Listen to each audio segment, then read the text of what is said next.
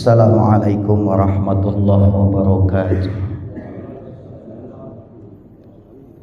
Al-Fatihata biniyatil qabul wa tamami kulli suli wa ma'mul wa biniyatis salahishan zahiran wa batinan wa biniyati anna Allahal karim yaftahu alaina futuhal arifin wa yufaqqihuna fid din wa yarzuquna kamalal ikhlasi wal yaqin. Summa ila ruhi khususan muallifi hadzal kitab Syekh Al-Allamah Hujjatul Islam Al-Imam Al-Ghazali. Summa ila ruhi syekhina Syekh Al-Allamah Ki Haji Muhammad Syafi'i Hazami, Syekhina Ki Haji Saifuddin Amsir, Syekhina Ki Haji Abdul Jawad Dasuki, Syekhina Ki Haji Syarifuddin Abdul Ghani, wa masyayikhina wa muallimina fid din. Summa ila arwahi abaina wa ummahatina, summa ila arwahi jami' amwatil muslimin, summa ila hadratin nabiyil mustafa sallallahu alaihi wasallam. Al-Fatihah. Bismillahirrahmanirrahim. Alhamdulillahirabbil alamin. Ya kana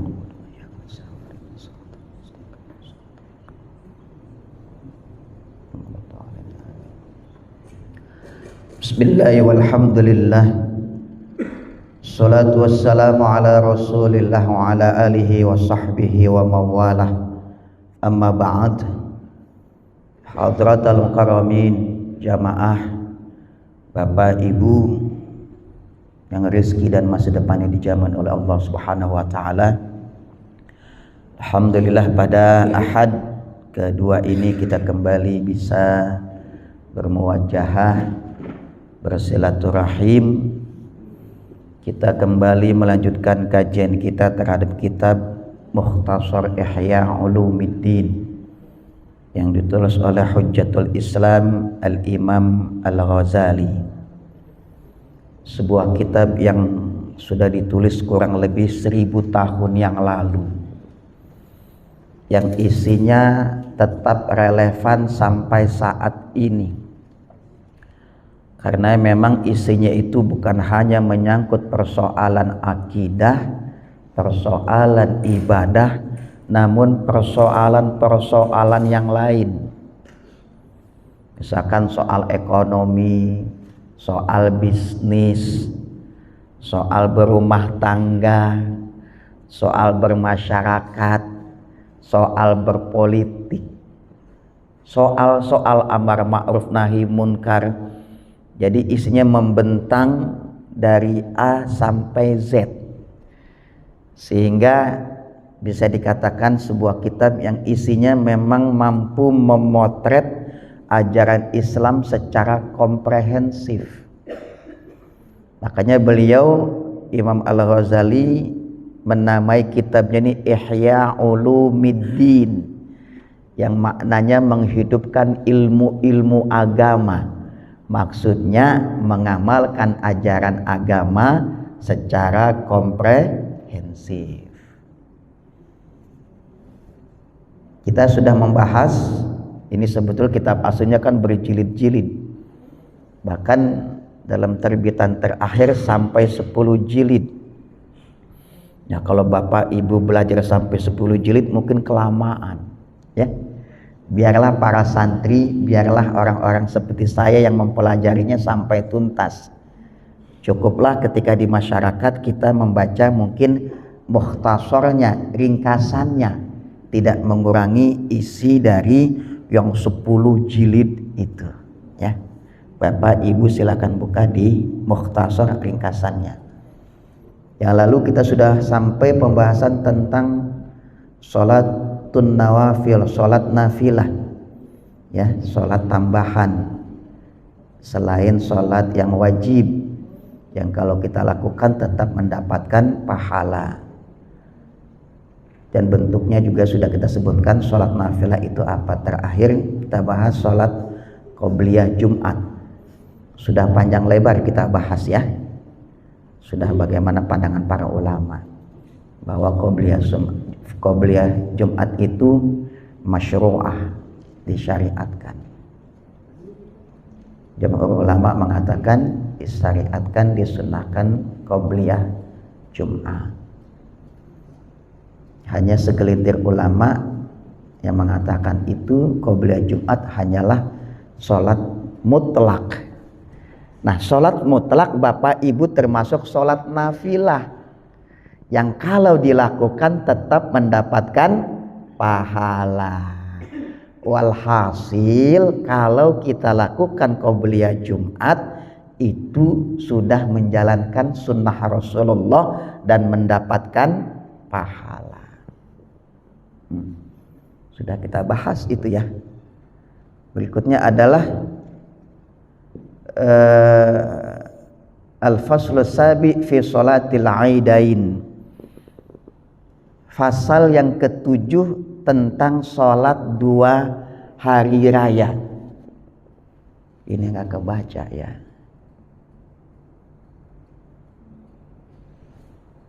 Oh. Coba kita lihat.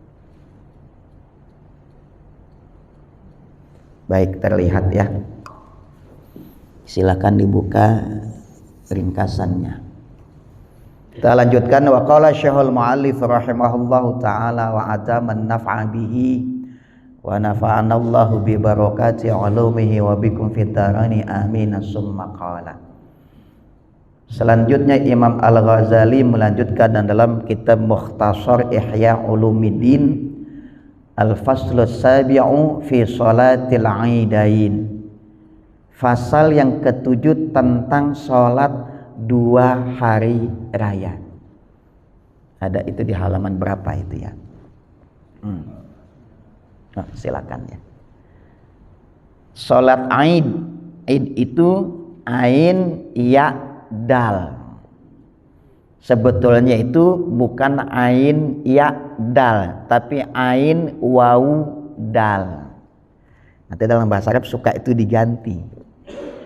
Jadi kata Aid itu berasal dari kata al-audu. Artinya sesuatu yang kembali berulang-ulang. Ya. Wa innama summiyal aidu aidan li'annahu ya'udu. Aid disebut dengan Aid karena lantaran sering kembali secara berulang-ulang. Li'annahu ya'udu kulla sanatin, karena Id hari raya itu akan kembali terulang setiap tahun. Sesuatu yang terjadi berulang-ulang disebut apa? Adat. Betul enggak? Adat istiadat.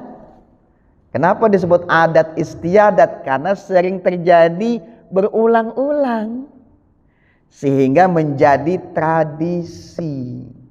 Itu adat. Nah, adat itu nanti bisa menjadi salah satu sumber hukum. Al-adatu muhakkamatun. Adat yang baik, tradisi yang baik dapat menjadi salah satu landasan atau sumber hukum. Nah, karena adat sifatnya itu kasuistis dan lokal. Ada satu adat, ada satu tradisi di tempat ini, belum tentu itu berlaku di tempat yang lain. Adat itu nanti biasa banyaknya dalam bidang muamalah, dalam sosial. Contoh gampang nih, adat itu apa tuh? Kan salah satu rukun kalau kita transaksi ada ijab dan qabul. Kita beli barang nih, penjualnya menawarkan barang, kemudian kita membeli, itu namanya ijab kabul. Tapi kan kalau dalam prakteknya kita nggak seperti itu kan? Ketika terjadi transaksi, kita beli sesuatu, pembeli dapat apa? Dapat apa tuh? Kwitansi, dapat bond, dapat setruk ya. Itu kan jadi adat tuh ya.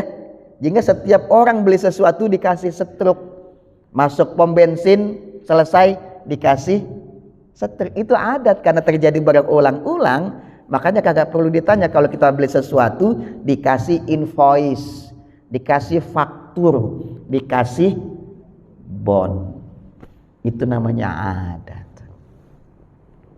Atau sekarang kalau kita belanja nggak dikasih invoice fisik, dikasih digital invoice ya. Dikasih invoice digital, biasanya via email kita kan. Itu jadi tradisi, jadi adat itu. Sehingga dijadikan landasan hukum. Ketika terjadi suatu dispute, perselisihan, mana buktinya? Ini ada invoice-nya. Ini banyak nih. Nanti makanya kita belajar itu.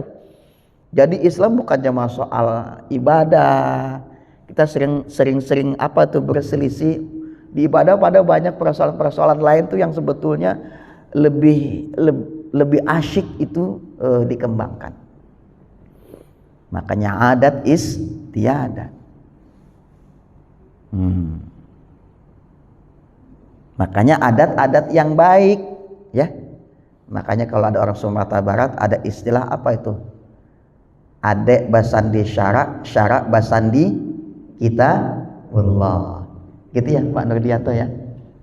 Adat bersandi syariat, syariat bersandi kitabullah. Makanya orang Sumatera Barat itu pegang adat. Gak apa-apa, Bapak, adatnya mereka sesuai. Itulah. Gak apa-apa. Makanya itu harus adat itu takarannya, timbangannya adalah Al-Quran dan As-Sunnah.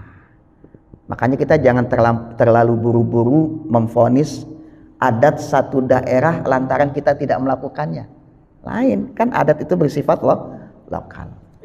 Nah, sholat Aid disebut Aid karena dia terjadi berulang-ulang tiap tahun. Kita lanjutkan. Sholatul Aidaini sunnatun muakkadatun. Sholat dua hari raya hukumnya sunnah muakkadah, sangat dianjurkan. Wa syi'arum min sya'airiddin, dan sholat dua hari raya merupakan bentuk syiar dari agama Islam. Syiar itu maknanya tanda. Kalau bahasa keren jadi eksistensi. Azan itu syiar itu. Ya. Sholat Aid syiar. Jadi dalam pandangan mayoritas ulama, jumhurul ulama, hukum sholat hari raya, dua hari raya, Idul Adha dan Idul Fitri adalah sunnah muakkadah, sunnah yang sangat dianjurkan, kecuali dalam pandangan Imam Abu Hanifah. Imam Abu Hanifah menyatakan bahwa hukum sholat dua hari raya wajib. Tuh, ada yang bilang wajib. Nah, karena sholat hari raya itu wajib, kurbannya juga jadi wajib dalam pandangan Imam Abu Hanifah. Ini minoritas ya. Yang mayoritas itu sunnah muakkadah. Sholat hari raya itu sunnah, kurbannya juga sunnah muakkadah bagi yang memiliki keluasan rezeki. Tuh. Mazhab Imam Abu Hanifah di mana sih? Di Rusia, di Uzbek, di Pakistan, di India. Maka nanti Bapak Ibu jangan heran kalau masuk ke wilayah-wilayah ini. Kalau kita kan kalau jam segini subuh udah selesai ya. Kalau di wilayah-wilayah yang menganut mazhab Imam Abu Hanifah, sholat subuhnya itu udah terang Pak.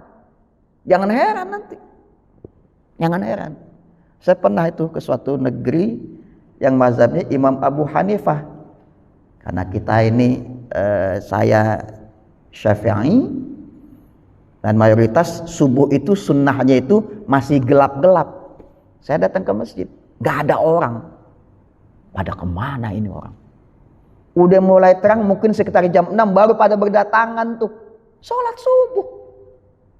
Saya pikir kenapa begitu? Ya Allah, saya baru tahu. Oh iya, saya berada di satu negeri yang bermazhab Imam Abu Hanifah. Kalau subuh sunnahnya kalau udah terang. Tuh, jangan kaget ya. Kalau di Rusia, di Turki, di India, di Pakistan, tuh subuhnya terang, agak sudah terang. Jangan juga nanti heran kalau di Masjidil Haram, Masjid Nabawi, kita ngeliat perempuan-perempuan yang dari Pakistan, Uzbek, Rusia, kelihatan kaki telapaknya. Sebab menurut mereka telapak kaki itu bukan aurat. Sementara mayoritas ulama, auratnya perempuan itu adalah seluruh tubuhnya kecuali wajah dan telapak tangan. Ya, jangan heran kalau ngeliat perempuan-perempuan yang mazhab Abu Hanifah itu kelihatan kakinya. Enak kalau kita belajar agama itu. Makanya kata Rasul, man yuridillahu bihi khairan yufaqihu fiddin. Kalau Allah menghendaki kebaikan hidup bagi seorang hambanya, maka Allah berikan pemahaman terhadap persoalan agama. Dan biasa orang tuh kalau pemahaman agamanya baik, dia itu tenang. Dia tahu letak persoalan-persoalan yang mungkin di situ ada khilaf, namun kemudian dia bisa memberikan solusi terhadap persoalan-persoalan itu.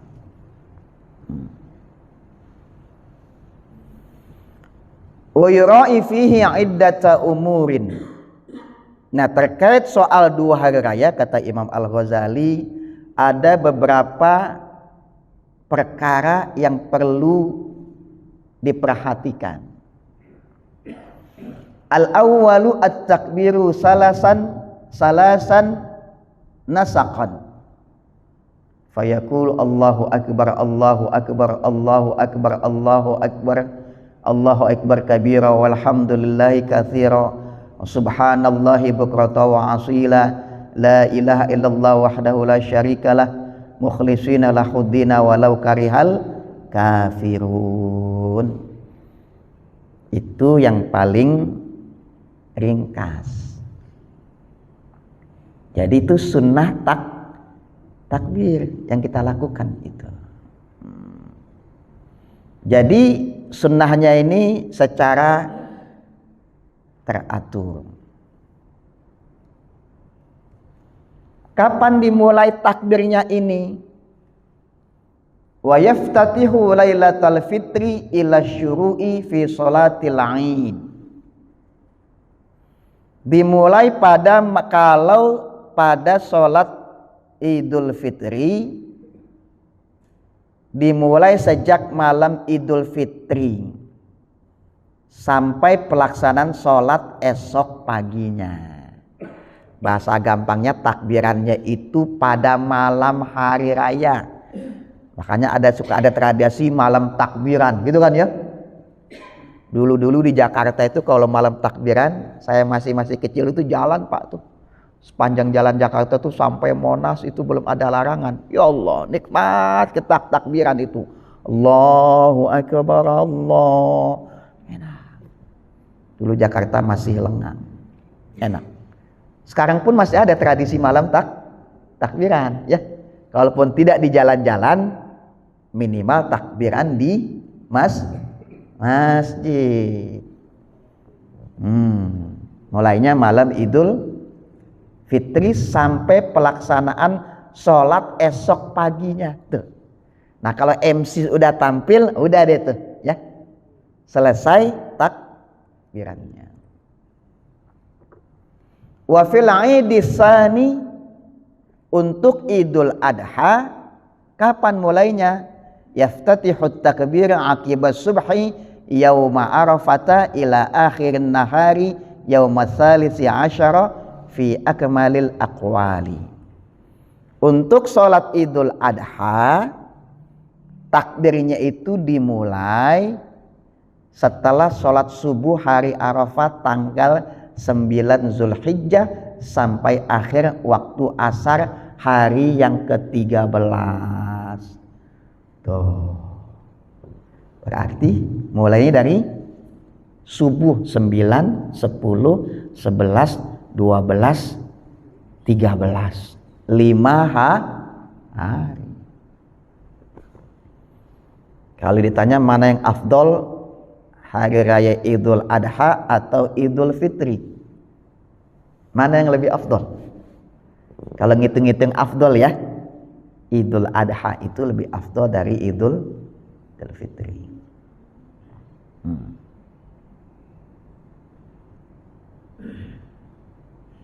Wa yukabbiru aqibas shalawatil mafrudati wa qila aqiban nawafili aidan. Nah, disunahkan takbirnya itu setiap selesai melakukan sholat fardu, takbir. Bahkan juga ada pandangan habis sholat sunnah, sholat nafilah juga bertakbir. Takbiran tuh jangan sampai enggak. Kalau hari raya, enggak usah malu mungkin suara kita jelek, kan enggak ada denger juga, ya. Di rumah Allahu Akbar, Allahu Akbar, Allahu Akbar. Terus tuh sepanjang jalan, Masya Allah. Kadang kalau kita takbiran itu kita tanpa sadar air mata kita itu menetes. Benar nggak? Serius. Kita ingat mungkin orang tua kita, keluarga kita, istri kita, suami kita sudah wafat. Nggak bisa sholat Idul Fitri, nggak bisa sholat Idul Adha bersama kita. Ya Allah. Ya. Apalagi nanti jamaah haji tuh. Kalau udah takbiran pada nangis. Ada yang nangisnya itu nangis dia ya mungkin tersentuh. Ada juga yang nangis kepikiran keluarganya di tanah air. Ini keluarga saya di tanah air ketupat sama opor-opornya udah yang masak belum ya, begitu. Ya. Ada juga yang begitu kepikiran di tanah air. Ya walhasil kalau orang ketika malam hari raya dia takbir hatinya itu betul-betul pasti kena deh. Pasti tersentuh, pasti. Dan tanpa sadar air matanya menetes. Wa yustahabbu al-ghuslu wa tazayyunu indal huruj. Berikutnya juga sunnah mandi dan berhias ketika keluar rumah menuju tempat sholat Id. Mau sholat Id mandi, ya, mandi dan juga berhias. Maksudnya pakai pakaian yang indah. Ya jangan sampai sholat Idul Fitri itu ke masjid sama pakaiannya dengan ketika dia hari-hari biasa. Jangan. Jadi kalau mau menghidupkan sunnah gampang-gampang aja itu. Makanya orang ada tradisi kalau mau lebaran beli baju baru, gitu kan ya? Itu sebetulnya tradisi. Tujuannya apa? Buat dipakai untuk sholat hari raya. Dan itu adalah sunnah. Maksudnya sunnah itu tuntunan Islam, tuntunan Nabi.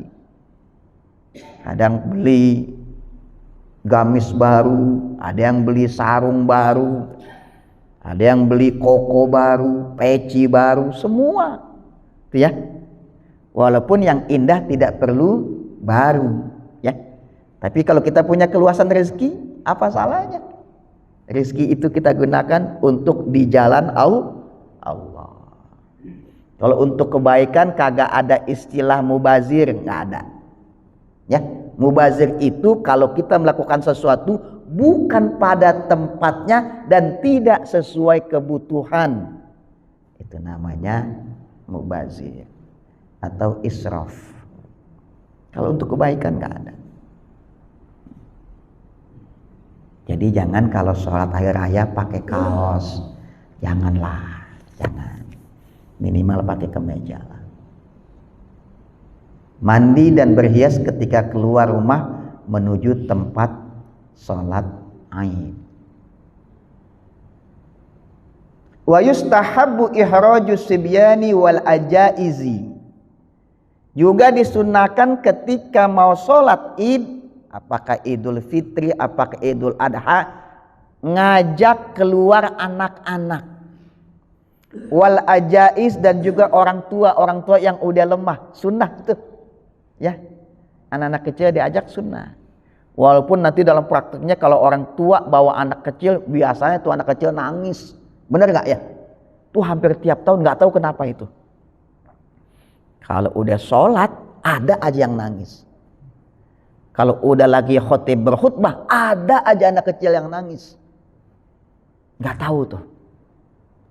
Apakah memang seperti itu? Apa memang wallahu alam ya, supaya sholatnya itu jadi kacau gitu ya. Ya enggak, tapi sunnah bawalah anak-anaknya, cuma harus dijaga gitu ya. Jaga anaknya. Tujuannya apa sih?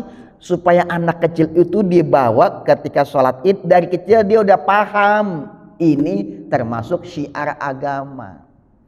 Kalau kecil udah biasa dibawa ke masjid, nanti kalau tua dia kagak lagi rikuh ke masjid.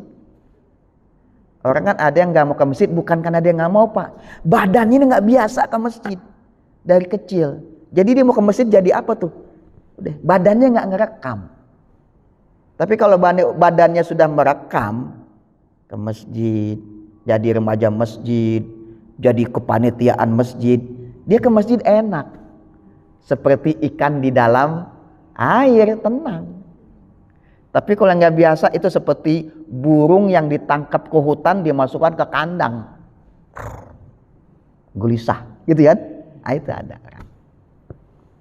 Makanya dari kecil dibiasakan ke masjid. Tujuannya begitu. Dan juga wal ajaiz, orang-orang yang sudah lemah, orang tua kalau memang bisa diajak pakai kursi roda, ya udah. Sunnah juga itu. Bahkan termasuk juga wanita-wanita haid boleh datang ke tempat sholat Id, tapi tidak sholat. Cukup dia melihat dan mendengarkan khutbah Id. Karena mendengarkan khutbah itu juga bagian dari sunnah hari raya. Wa yustahabbu an yahruja min tariqin wa yarji'a min tariqin ukhra.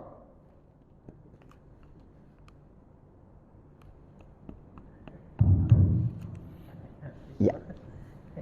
Alhamdulillah bisa. Apa? Bisa. Wa yustahabbu an yahruja min tariqin wa yarji'a min tariqin ukhra. Dan juga sunnah ketika keluar menuju tempat sholat hari raya, ngambil satu jalan perginya, pulangnya jalannya beda lagi. Ya, yang dari sana lewat jalan dari Laut Maluku misalkan, ya, yang dari sana itu perginya dari Laut Maluku, pulangnya tidak lewat situ lagi, mungkin lewat Selat Sunda sekian. Pokoknya pulang dan pergi mengambil jalan yang berbeda. Jadi menghidupkan sunnah itu sebetulnya gampang-gampang aja tuh. Mungkin yang rumahnya sekitar jalan Selat Makassar, berangkatnya Selat Makassar, pulangnya lewat mana? Itu ya. Kenapa sih maksudnya begitu? Bapak, Ibu, kalau kita melakukan ibadah, tempat di mana kita berjalan untuk ibadah itu bisa menjadi saksi nanti pada hari kiamat. Nih kita sholat di sini, di mana, gitu ya? Di rumah kita biasa sholat di tempat itu nanti menjadi saksi. Maka perbanyaklah saksi kita nanti untuk di hari akhirat. Jadi berangkat dan pergi melalui jalan yang berbeda.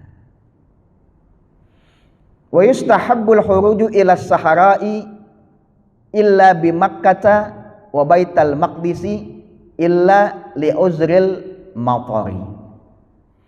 Dan juga sunnah salat pelaksanakan Idul Adha dan Idul Fitri di Sahara. Sahara itu bahasa Arab, kadangkala diterjemahkan jadi Sahara, gitu ya. Gurun Sahara. Sahara itu maksudnya tempat terbuka, lapangan terbuka itu namanya Sahara. Ya. Illa bi Makkah wa Baitul Maqdis, kecuali di Mekah dan Baitul Maqdis. Kalau di Mekah sunnahnya sholat Idul Fitri, Idul Adha di dalam masjid. Di Al-Aqsa gitu juga, kecuali dua itu. Di Masjid Nabawi juga harusnya juga nggak di dalam masjid, kan sebelah sana ada Masjid Al-Humamah tuh ya. Tapi prakteknya tetap di dalam masjid. Makanya kalau ada orang sholat hari raya di lapangan, di jalan, ya sudah. Memang sunnahnya di lapangan terbuka. Illa li uzril matari, kecuali karena ada uzur. Uzur apa itu? Cuacanya kurang bersahabat. Kalau udah musim hujan jangan paksakan di lapangan, nanti pada bubar. Benar nggak? Nah kalau ada begini, sholatnya di dalam masjid. Nah, tengah-tengahnya kayak kita nih, enak.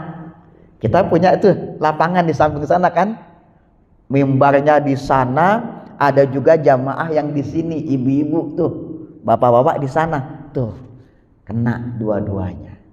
Menghidupkan sunnah sholat di lapangan terbuka, tapi juga tetap menghidupkan sholat di dalam masjid. Udah benar. Tuh. In case terjadi hujan, bisa ke dalam masjid. Nah kalau ada orang yang sholat di jalan raya, sudah nggak usah ngedumel kita. Sholat di jalan raya, bikin susah aja jalan, gitu ya? Ya salah. Itu hatinya perlu diperbaiki, nggak usah. Orang juga sholat, ya. Kalau ada orang Muslim yang begitu keberatan, ya Allah pakai sholat di jalan raya mau jalan susah, oh hatinya itu. Orang lain aja bisa. Kita itu kalau hari raya Nyepi ke Bali, bandara tutup, betul nggak? Benar nggak? Benar? Nggak ada yang protes, biarin. Itu nih kebebasan menjalankan agama. Kita juga begitu Pak. Kalau ada yang sholat Idul Fitri di jalanan, udah biarin. Ada yang bikin acara nutup jalan, udah nggak usah. Cari jalan yang lain, nggak usah ribut-ribut. Ya tentu saja ketika sholat Idul Fitri, Idul Adha atau kegiatan yang menggunakan fasilitas umum, fasilitas sosial, ya nanti teknisnya diatur ya. Ada yang namanya rekayasa jalan gitu kan, diarahkan ke sana sampai di sana gitu. Kecuali tidak ada pengaturan di sisi itu. Kalau orang agamanya, pemahamannya baik, agama itu jadi gampang. Jadi selain di Mekah dan Baitul Maqdis dan Al-Aqsa, sholat itu di tempat terbuka kecuali ada kendala hujan atau cuaca tidak bersahabat. Ya.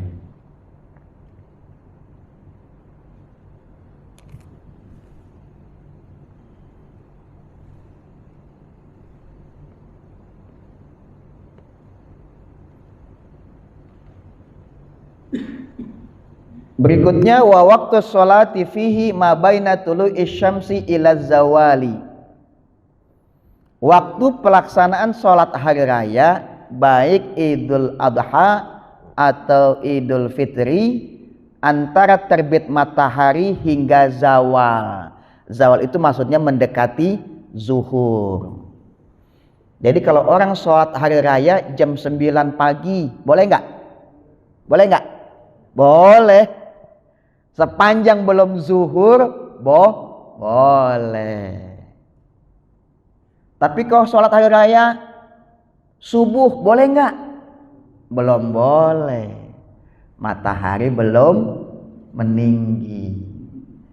Makanya di kita itu sholat hari raya biasanya jam 6:30. Jangan sebelum jam 6 deh. Jam 6:15 aja udah kepagian, kecepetan ya. Paling cepet itu 6:30. Ini kasusnya di kita ya. 6:30 kenapa? Karena matahari diprediksi sudah meninggi. Nah, yang paling aman jam 7 kurang 1/4 atau jam 7. Udah benar begitu. Itu SOP-nya. Wa waktu zabhi lidduhaya, adapun waktu penyembelihan kurban, ini sebentar lagi kita masuk musim kurban. Ma baina irtifa'i syamsi biqadri raq'ataini wa khutbataini ila akhir yaumi tsalits asyara. Sementara waktu penyembelihan kurban adalah antara meningginya matahari seukuran sholat 2 rakaat dan 2 khutbah hingga sampai akhir hari yang ke-13. Tapi kalau sholat untuk penyembelihan kurban setelah sholat Id. Kata panitia, cepet sekarang aja deh. Kita cicil aja deh. 3 kambing sebelum kita sholat kita potong. Kagak boleh. Itu bukan kurban ya. Kurban itu pelaksanaannya setelah sholat Idul Adha. Sampai kapan? Sampai hari yang ke-13. Berarti 10, 11, 12, 13. Berapa hari itu? 10, 11, 12, 4 hari. Sampai sebelum maghrib. Nanti kalau udah maghrib udah berubah tanggal, udah nggak bisa lagi menyembelih kurban. Wa yustahabbu ta'jilu sholatil adha li ajli zabhi. Disunnahkan menyegerakan penyembelihan. Disegerakan menyegerakan sholat Idul Adha. Tujuannya apa? Li ajli zabhi, supaya punya waktu yang cukup untuk nyembelih kurban. Mungkin kalau Idul Fitri, mungkin biasanya Idul Fitri itu jam 7 mulai sholatnya. Idul Adha mungkin jam 7 kurang 1/4 atau 6:30. Supaya apa? Supaya panitia punya waktu cukup untuk menyembelih. Lebih-lebih kalau jumlah hewan kurbannya banyak. Udah kurbannya banyak, juru sembelihnya sedikit. Tuh, ya kan? Tapi kalau timbang nggak banyak ya mungkin nggak apa-apa. Sebab nanti hukumnya makruh kalau menyembelih kurban sampai malam. Kalau tanpa ada uzur, makanya itu dipercepat. Kalau memang sampai malam nggak terkejar, sudah lanjutkan besok. Kan sampai hari ke-13. Jadi kalau orang yang belum mendapatkan kambing tanggal 10 Zulhijjah, dia mau korban, besoknya masih bisa tuh. Ya, besok. Mungkin paket hemat. Oh, saya mau korban tapi nungguin harga kambing turun. Ya kan gitu tuh. dia beli hari yang ke-13 atau hari yang ke-12 harganya udah miring, ya silakan aja boleh. Kan masih masih boleh berkurban. Wa ta'khiru sholatil fitri. Untuk Idul Fitri disunnahkan sholatnya itu agak dimundurkan. Apa tujuannya? Apa maqasidus syariahnya? Li ajli tafriqi shadaqatil fitri qablaha, supaya ada waktu untuk mengeluarkan zakat fitrah bagi orang yang belum bayar zakat fitrah. Ini bisa jadi kasusnya kan zaman dahulu kan sampai malam takbiran dia belum bisa bayar zakat fitrah. Kan sampai besok masih bisa, sepanjang belum sholat Idul Fitri. Kalau zaman sekarang mah mungkin sebelum takbiran udah selesai tuh zakat fitrah dibagikan ya. Benar kan ya? Iya, benar.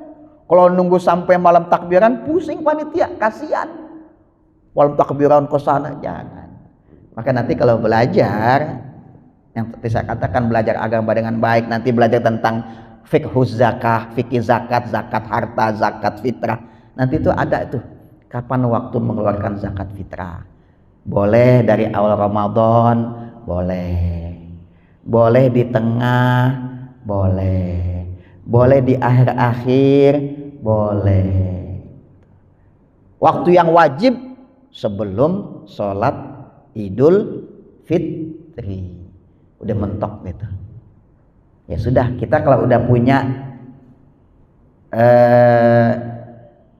bahan untuk mengeluarkan zakat fitrah, nggak usah pakai ditunda-tunda, ya sudah, bayar segerakan. Lebih-lebih kalau bayarnya lewat panitia, ya udah ikutin aturan panitia. Kasihan panitia, udah selesai masih dibebani bagi zakat fitrah.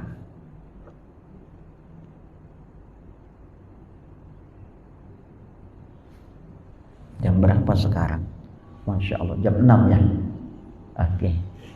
Berikutnya waliyakhrujun nasu mukabbirina wa iza balagha imamu ilal musalla la yajlisu wa la yatanaffal. Dan nanti orang keluar dari rumah itu menuju tempat sholat sambil bertakbir. Ini karena sudah jam 6, mungkin sampai sini ya. Ada pertanyaan? Nanti berikutnya ini insya Allah masih ketemu sebelum sholat Id kali ya, masih ketemu. Jadi masih bisa kita tuntaskan nih tentang sholat 2 hari raya. Artinya nanti berkaitan dengan Idul fikih kurban bisa. Atau mungkin nanti kalau panitia kurban mau bikin pengajian khusus, silakan Pak Ade Chandra, silakan. Ada pertanyaan Bapak Ibu? Silakan, Abang. Itu hari 13 Dzulhijjah apa hari 13 setelah puasa? Iya, maksudnya hari ke-13 bulan Zulhijjah. Kan hari raya Idul Adha itu tanggal 10 ya. 10 Zulhijjah, besoknya 11, 12, 13 bulan Zulhijjah maksudnya. Bukan 13 kalender yang kalender Masehi, kalender Komariah. Gitu ya Bang ya. Ada lagi? Oh silakan. Kalau sholat Idul Fitri pas jatuh hari Jumat, harus dua-duanya kok boleh salah satu? Iya. Bagaimana kalau sholat Id, apakah Idul Fitri, Idul Adha berbarengan bertepatan dengan hari Jumat? Ya. Nanti memang ada hadisnya, kalau bertepatan hari Jumat maka jamaah boleh tidak sholat Jumat. Tapi ini masih koma ya, jangan patokan di situ tuh. Ini ada digunakan oleh orang yang males. Sama orang yang males, kan barang aku kagak mau sholat Jumat deh. Tadi kan udah sholatin, ada hadisnya. Makanya belum belajar agama nih. Hadis itu kaitannya di zaman Nabi, orang-orang di gurun Badui itu jauh datang sholat. Sholat idnya kan pagi-pagi, balik ke rumahnya jauh. Nanti kalau dia mau balik lagi dia capek, kasihan. Makanya kata Nabi kalau yang begitu, ya udah boleh kagak sholat Jumat. Kalau ada pun sekarang mah punya kendaraan, benar nggak? Masjid di mana-mana, sudah lakukan sholat Jumat juga. Yang nggak boleh enggak tuh imam sama khotibnya. Ini jangan-jangan imam sama khotib pakai hadis ini nih, wah ini bertepatan. Oh saya nggak mau khotib, saya pakai ini. Ya, dia tetap wajib buat imam dan khotib yang bertugas pada Jumat itu untuk memimpin sholat Jumat. Jadi kalau sekarang itu sudah sholat Jumat juga. Kasusnya itu kalau susah. Zaman Nabi kan masjid itu kan cuma satu ya. Kok sana enggak? Kalau sekarang kan masjid ada di mana. Kalau kita lebaran ke rumah saudara kita, ada masjid. Sudah sholat. Lain hal kalau setelah itu kita jadi musafir. Habis sholat id nih, pulang kampung naik pesawat, kan musafir itu. Ya dia boleh pilih di Jumatan boleh, kalau dia nggak Jumatan juga boleh, sebabnya dia musafir. Kalau musafir kan tidak wajib sholat Jumat. Sepanjang perjalanannya itu minimal 81 kilo sekali jalan. Sekali jalan 81 kilo, bukan muter-muter doang. Muter-muter di Jakarta, shopping di Blok M sampai 81 kilo, kagak bisa, itu bukan musafir. Ya, gitu. Kecuali kalau musafir masih dibolehkan. Gitu ya, Pak Haji. Ada lagi? Cukup ya? Baik, cukup. Nanti kita insya Allah mudah-mudahan terkejar sebelum ini kebetulan pas materinya tentang sholatul idain, sholat 2 hari raya. Insya Allah kita lanjutkan pada pertemuan yang akan datang. Subhanalaka ilma lana illa ma 'allamtana wallahu a'lamu bishawab. Assalamualaikum warahmatullahi wabarakatuh.